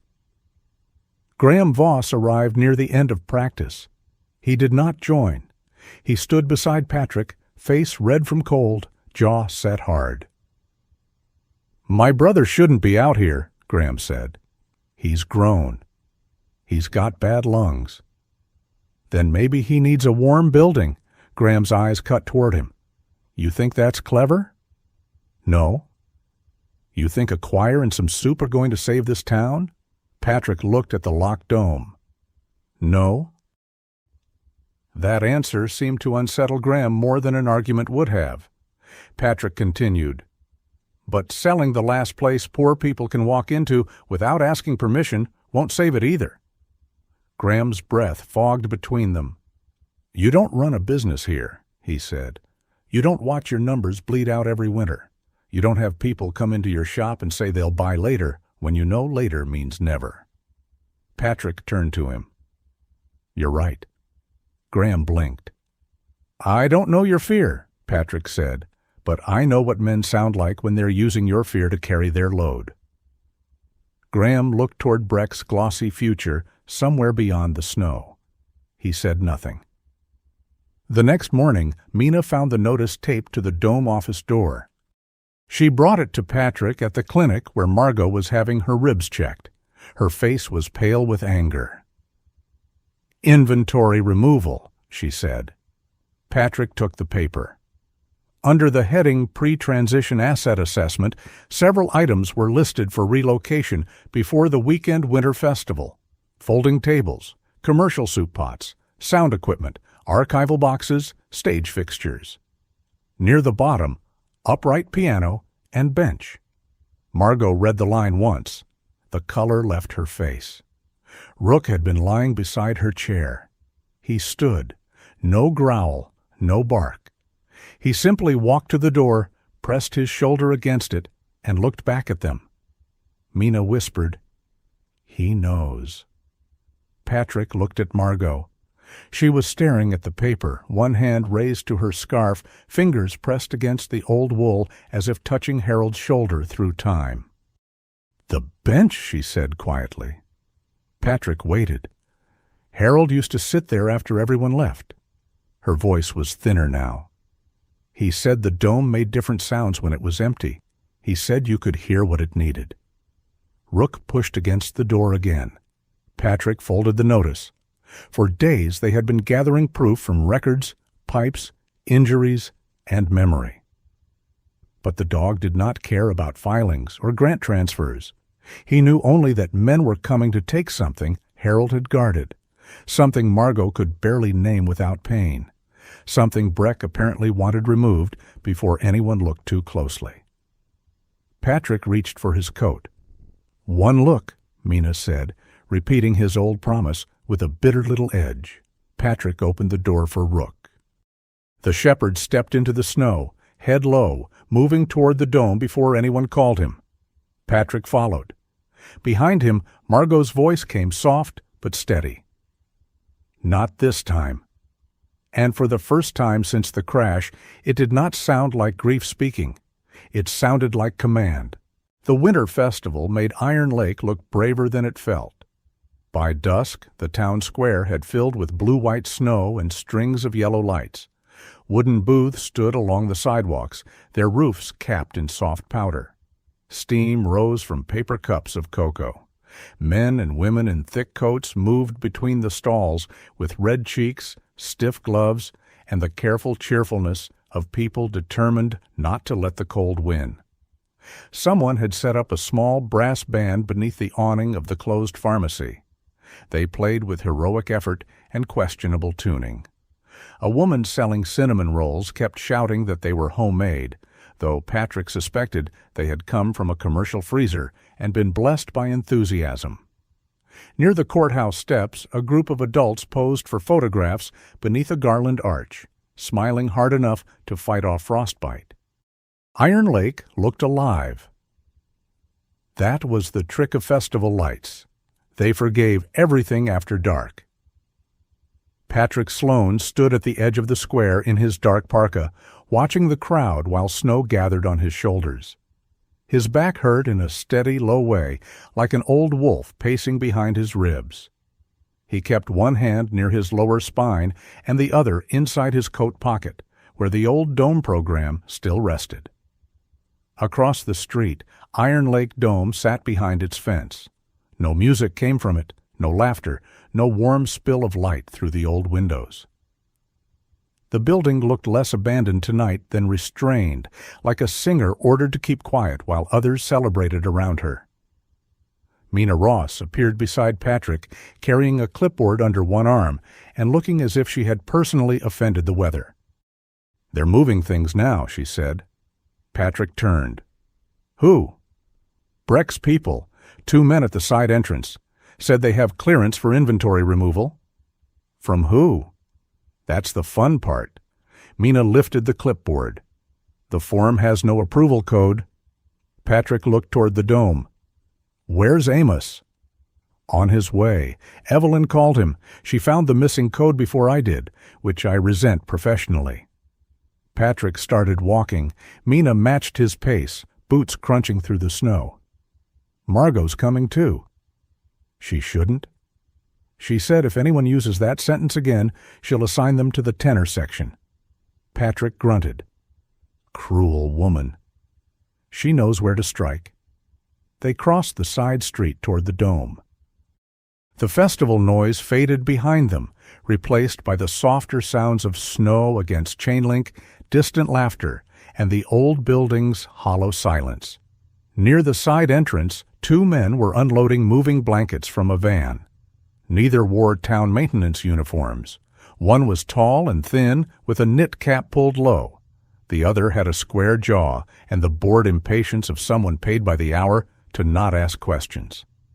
The side door stood open. Inside, a line of boot prints crossed the floor toward the stage. Patrick stepped through the doorway and stopped. The dome was dim except for portable work lights near the stage.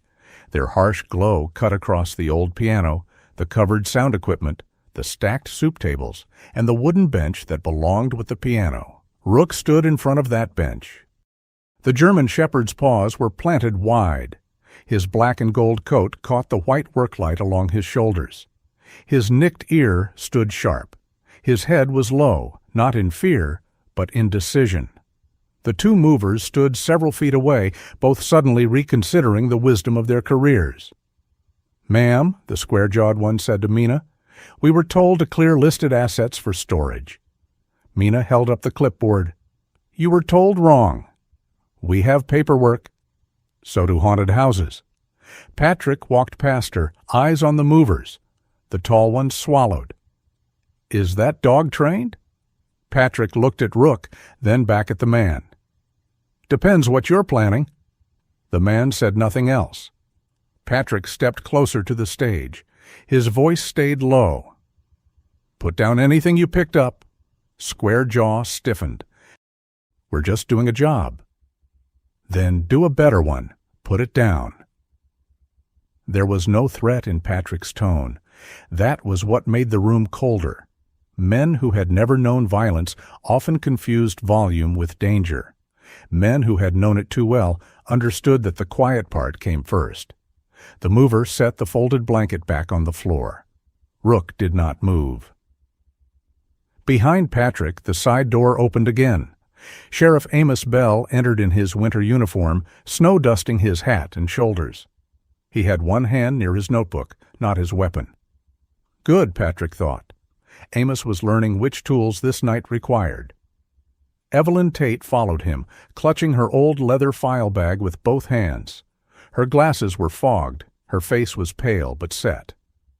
"Doctor?" Laurel Keene came in behind her, wrapping a scarf tighter around her neck, eyes already taking measure of the room. Then Margot Elkins entered. The cold seemed to make room for her. She wore her deep navy coat and Harold's wine-colored scarf. The bandage at her temple was smaller now, but the bruise along one cheek had darkened. She moved carefully, one hand lightly against the wall for balance, but she did not look diminished. If anything, pain had stripped away every unnecessary courtesy. Rook turned his head at the sound of her step. His tail moved once. Margot looked at the piano bench. "Oh, Harold," she whispered. Before anyone could answer, another voice came from the doorway. Now this is a troubling scene. Nolan Breck stepped inside, removing black leather gloves finger by finger. His gray overcoat was immaculate, as if Snow had been instructed not to cling to him. Behind him, Graham Voss paused in the doorway, his canvas jacket zipped to his chin, his face tense and unhappy.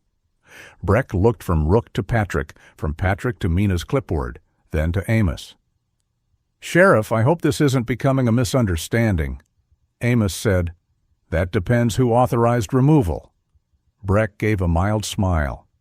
"Pre-transition inventory, standard process." Evelyn opened her file bag. "The form has no county approval code." "An administrative omission."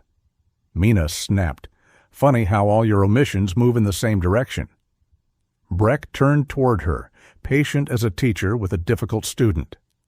"Mina, I understand this process is personal for you. Your position here has been central to your life." Her chin lifted. "Say job. It's shorter." "It would be unfair," Breck continued, "to let personal anxiety turn routine asset protection into a public confrontation." Patrick saw Mina's fingers tighten around the clipboard. Then Breck looked at Evelyn. "And Evelyn, I'm surprised. Older records can be confusing, especially after digitization. It's easy to misread an outdated filing trail." Evelyn's face flushed. Patrick took one step forward, but Margot moved first. Not behind him, in front of him. She walked to Rook's side and placed one hand on the dog's back. Rook leaned into her carefully, as if he understood exactly where she hurt. "You have a gift, Mr. Breck," Margot said. Breck inclined his head. "I hope so." "You can insult a person while sounding as if you're helping them into a chair." The movers looked at the floor.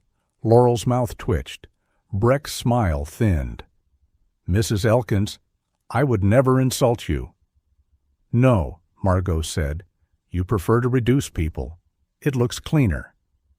For a moment, the dome was silent enough to hear the festival band outside miss a note with great confidence. Margot looked down at the bench. Harold kept papers in there. Mina blinked. "In the bench?" "Yes," Breck sighed softly. "Surely we are not going to turn furniture into evidence." Rook's growl rose, not loud. "Enough." Patrick said, "Careful." No one knew whether he meant Rook or Breck. Margot lowered herself slowly to one knee beside the bench. Patrick moved to help, but she lifted one hand without looking at him. She would accept rescue when needed, not ownership of the moment. Her gloved fingers found a small seam beneath the cushion, then an old brass catch darkened by years of touch. It resisted. Mina knelt beside her and pulled a multi-tool from her pocket. "Harold always did hide things like a raccoon with tax concerns," Mina muttered. Margot breathed out something close to a laugh. The catch gave. The underside of the bench opened. Inside lay a flat oilcloth packet tied with faded blue ribbon. No music swelled. No one gasped. The world did not stop. It was only an old packet in an old bench beneath work lights in a cold dome, while festival laughter moved outside like life refusing to understand the stakes. Margot held the packet for a moment before untying it. Inside were copies of documents, handwritten notes, and a brittle letter on yellowed paper. The top page bore the old name. North Shore Community Recreation Trust. Evelyn stepped closer, breath catching. Margot read, her voice steady enough to carry. "The property shall remain in service to the winter welfare of Iron Lake residents, including but not limited to public warming, communal meals, music, assembly, and relief services for adult residents in need during the cold season." Mina closed her eyes. Laurel whispered, "He kept a copy." Margot continued, "Transfer for private exclusive use shall trigger review by a community trust board or successor body." Breck clapped his gloves together once, lightly. "A moving artifact," he said, "but a copy, not enforceable by itself. And with respect, Mrs. Elkins, a grief-preserved document in a piano bench is not a legal barrier to redevelopment. For one dangerous second, he nearly won the room, because he was right enough to sound strong. The packet was not enough. The bench was not enough. Harold's caution was not enough. Margot looked down at the papers. Her hand trembled, not from weakness this time, from the terrible nearness of being believed too late. Then Evelyn Tate stepped forward. Her file bag hung open at her side. In one hand she held a folder, in the other her husband's old fountain pen. "The original is in county storage," she said. Her voice shook on the first word, then found the floor beneath it. Breck turned slowly. Evelyn adjusted her glasses. It was indexed under the earlier trust name before the recreation property was renamed Iron Lake Dome. When the county digitized records, the cross-reference was not attached to the current property file. Breck's expression remained composed, but Patrick saw the cold enter his eyes. Evelyn lifted the folder. "I found the storage number. I found the ledger entry. I found the receipt from when Harold requested a certified copy 15 years ago. This packet matches that request." Amos took off his hat. "Evelyn," he said carefully, "can you certify that?" "Yes," she said. Then stronger, "I can." Breck's voice sharpened just enough to reveal the metal under the velvet. "That will need review." "Then review it," Mina said, "but nobody moves the bench tonight." Breck looked at Amos. "Sheriff, this is still a civil property matter." Amos opened his notebook. "Maybe, but I have an unapproved removal form, disputed public assets, a possibly active trust restriction, and an ongoing inquiry into Mrs. Elkins's crash." He looked at the movers. "Gentlemen, step away from the stage." The movers obeyed with the relief of men happy to be ordered out of a bad idea. Breck's jaw tightened. Then he tried one more door. "This is theater," he said, turning toward the entrance as more shadows appeared outside the open door. "Emotional theater. Old photographs, old songs, old grief. Iron Lake deserves more than sentiment staged as evidence." A woman stepped in from the snow, then a man, then another. They did not come shouting. They came carrying things. Leonard Fisk entered first, holding a framed photograph against his chest.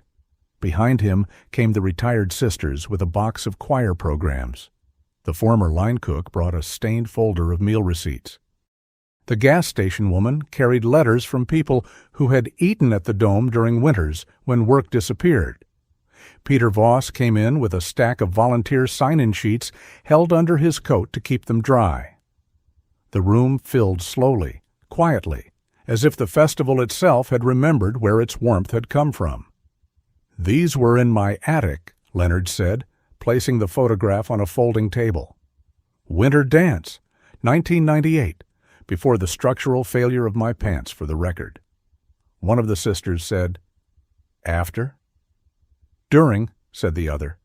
Even Amos almost smiled. Breck did not. Patrick watched Graham Voss remain in the doorway. Graham's face had gone hard in a different way now. Not defensive. Stricken. His younger brother Peter did not look at him. That seemed to hurt more than accusation. For a long moment, Graham did nothing. Then he stepped into the dome. From inside his coat he took a small photograph in a plain wooden frame. He carried it to the table and set it down. The picture showed a woman in a green sweater laughing beneath string lights, one hand lifted mid-dance. Graham stood beside her, younger, less heavy, looking at her as if the rest of the room had been invented only to hold her. "My wife," he said. No one spoke. Graham kept his eyes on the photo. "Last dance she had before the cancer got bad." His thumb brushed the frame. Then he looked at Breck. "I want this town to live," Graham said, "but not like this." Breck's face changed then, only for a breath, but enough. The perfect future on his brochures had been crowded by the living past, and he hated them for standing in the way. Rook walked to the table, still solemn, and rested his muzzle near Harold's packet.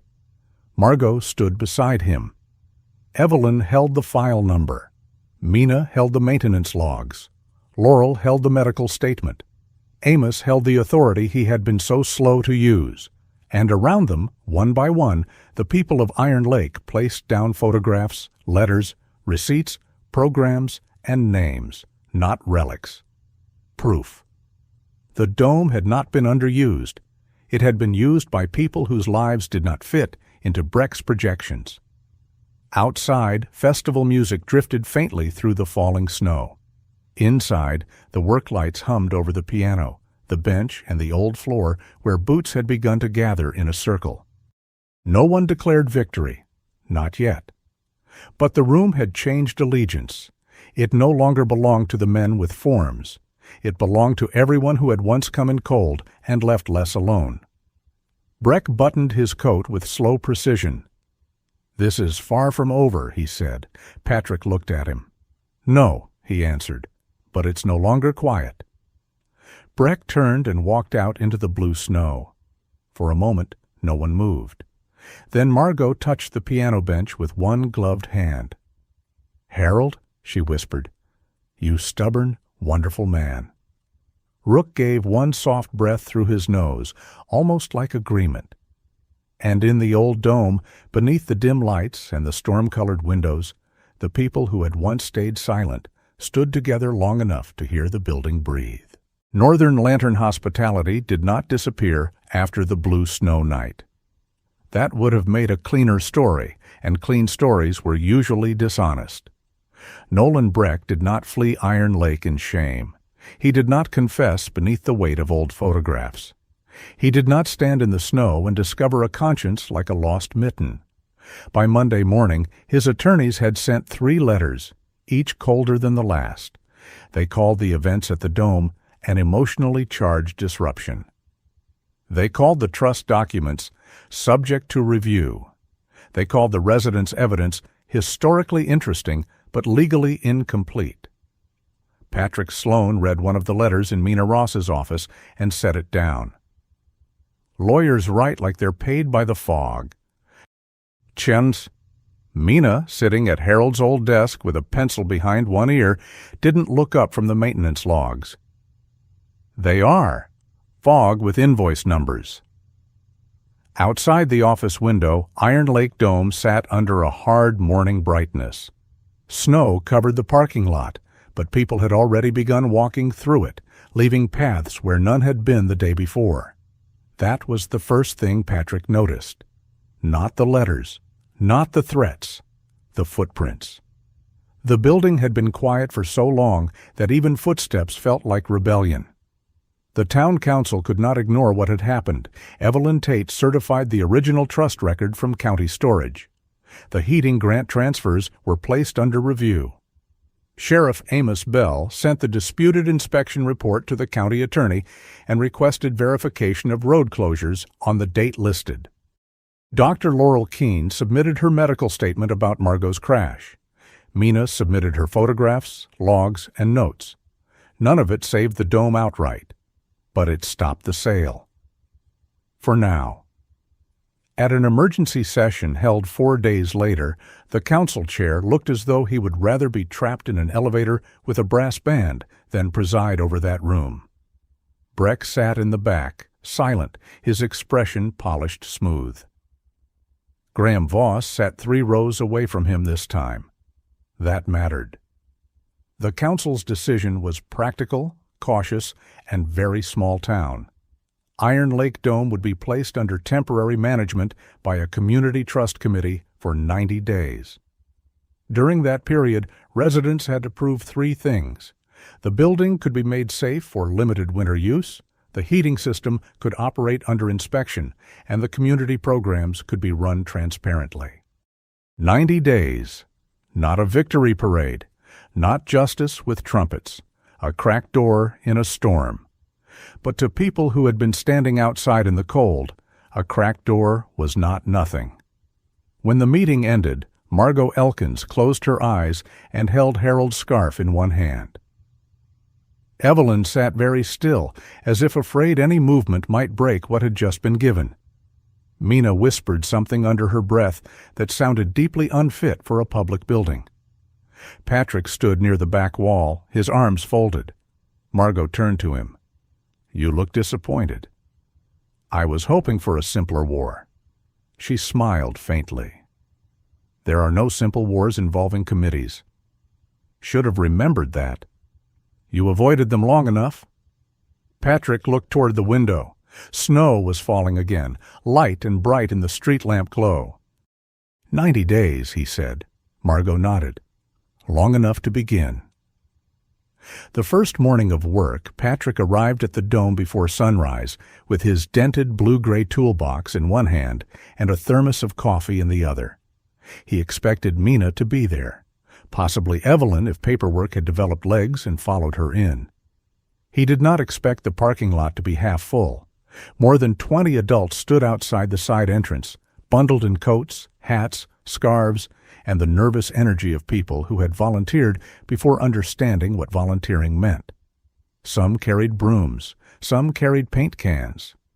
One man had a ladder tied to the roof of his car with rope that did not inspire confidence. Leonard Fisk held a box of donuts like a sacred offering. Graham Voss stood near the door with an ice auger, 2 cordless drills, and 3 toolboxes from his shop. Patrick looked at the equipment. Each toolbox had a strip of masking tape on it with Dome written in black marker. Graham noticed him looking. "Inventory control," he said defensively. "Doesn't mean anything." Mina walked past carrying a coil of extension cord. "He labeled them at midnight. Peter saw him." Graham glared. "Peter talks too much." Patrick took a sip of coffee. "Good label work." "Shut up, Sloane." Patrick almost smiled. Rook arrived with Margot a few minutes later. The German shepherd jumped carefully from the back of her station wagon, then immediately surveyed the volunteers as if deciding whether any of them were qualified to touch civilization. Margot stepped out more slowly.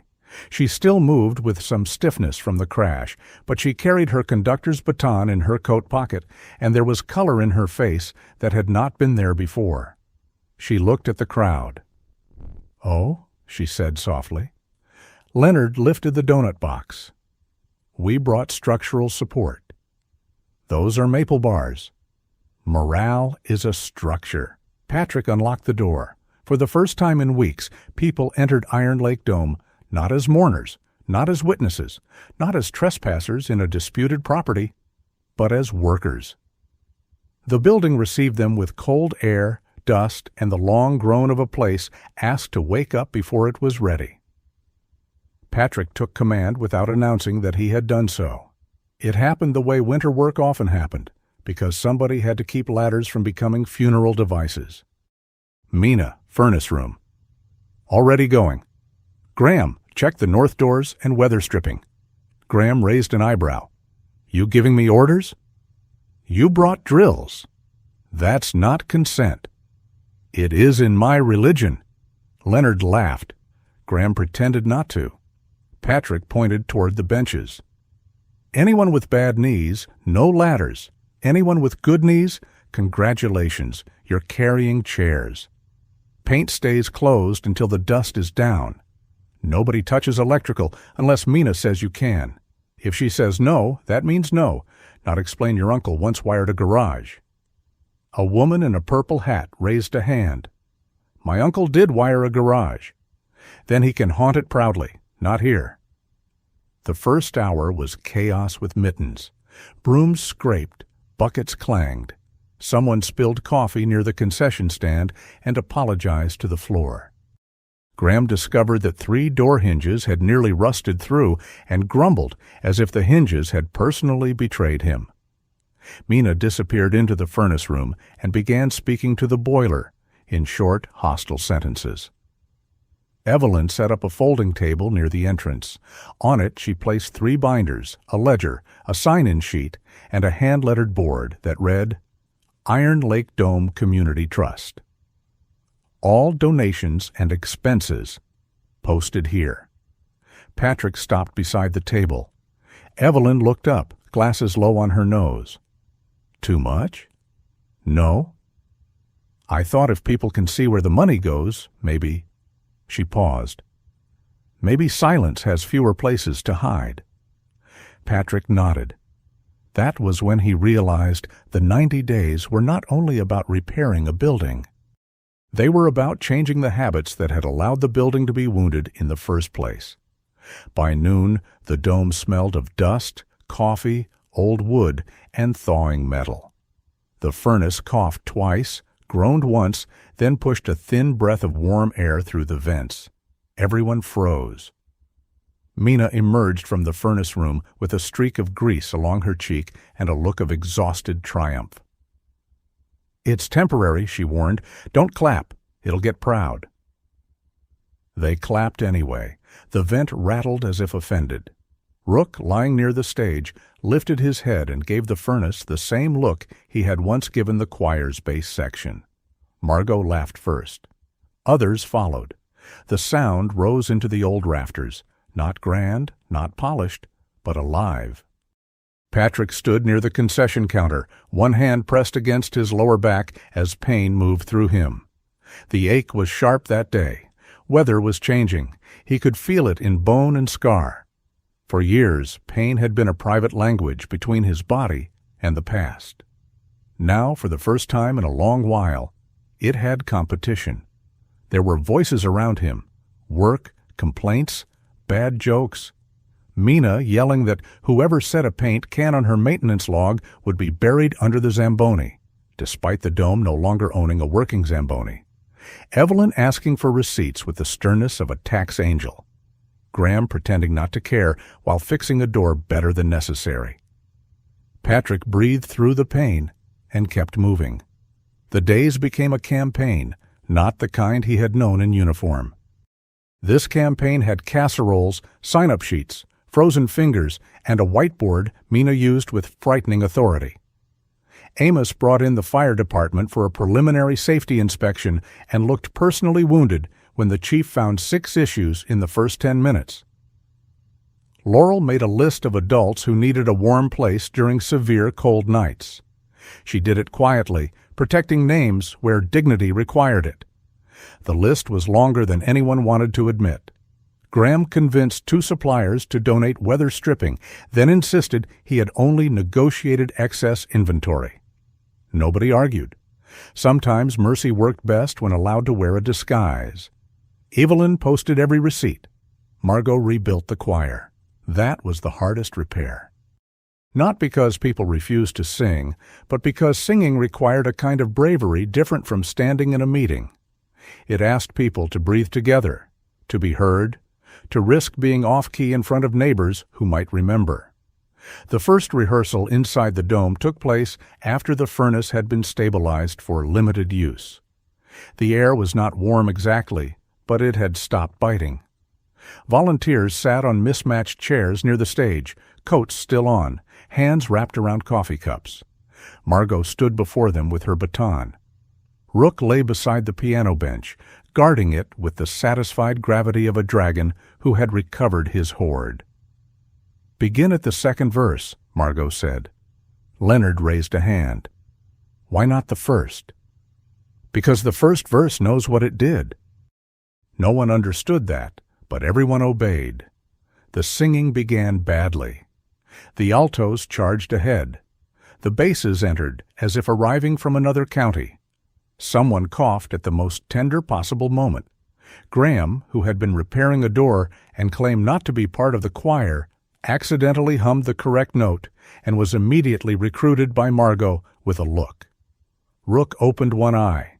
His expression suggested that if musical standards fell any further, he would contact management. Patrick stood in the back, arms crossed, trying not to laugh. Then Margot laughed, not politely, not delicately. She laughed from somewhere real, somewhere bruised, but breathing. The room laughed with her, and the song fell apart entirely. Then, strangely, it began again better. Not perfect, better. That became the spirit of the 90 days. Not perfect, better. By the night of the first limited reopening, Iron Lake Dome still showed its age. A corner wall had primer, but no paint. Several benches remained stacked for repair. The furnace occasionally rumbled like an old bear being asked to attend church. A bucket still sat beneath a stubborn roof seam, though Graham had labeled it Temporary Lake Feature, and Leonard had placed a paper fish beside it. But the doors opened. People came in from the snow. Adults with tired faces, widows, shift workers, retired men who pretended they were only curious. A woman from the gas station carrying 2 bags of donated bread. Peter Voss, coughing into his scarf but smiling. Amos without his hat for once. Evelyn with her ledger. Laurel with a box of hand warmers. Mina with a wrench still in one pocket. There was soup, there was coffee, there was a coat table, there was music. No one had to prove they deserved warmth. Patrick stood near the back, half in shadow, exactly where he preferred to be. His toolbox rested by his boot. The old part of him wanted to remain unseen, to be useful without being witnessed. Margot found him anyway. She carried a fresh program in her hand. Winter voices returned to Iron Lake. Dome below. The title, in smaller print, were the words, "In memory of Harold Elkins, and in honor of all who kept the doors from closing." Margot handed Patrick a copy. On the cover was a drawing of the dome under falling snow, a man with a toolbox standing near the side door, and a German shepherd seated so nobly beside him that the dog looked as though he had approved the entire design and found it barely acceptable. Patrick stared at it. "You made me look like a janitor in a myth." "You are a janitor in a myth," Margot said, "a very gloomy one." Rook, lying beside the piano bench, gave a soft huff. Patrick looked at the dog on the program, then at the real one. "He looks smug." "He is smug." Rook's tail tapped once. Patrick laughed. It came out rough, surprised, almost rusty from disuse. A small sound, nothing that would shake rafters. But Margot heard it. Mina, passing with a tray of cups, heard it too, and wisely chose not to comment, though her eyebrows performed a brief celebration. The choir gathered. Margot stepped onto the small stage and lifted her baton. The room settled. Outside, snow fell over Iron Lake, soft as the fur of some sleeping northern beast. Inside, the furnace rumbled, the soup steamed, the old piano waited, and Rook rested his head near Harold's bench. Margot gave the downbeat. The first notes rose. They were not flawless. One voice wavered. Another entered late. Someone in the back sniffed too loudly. The dome accepted all of it.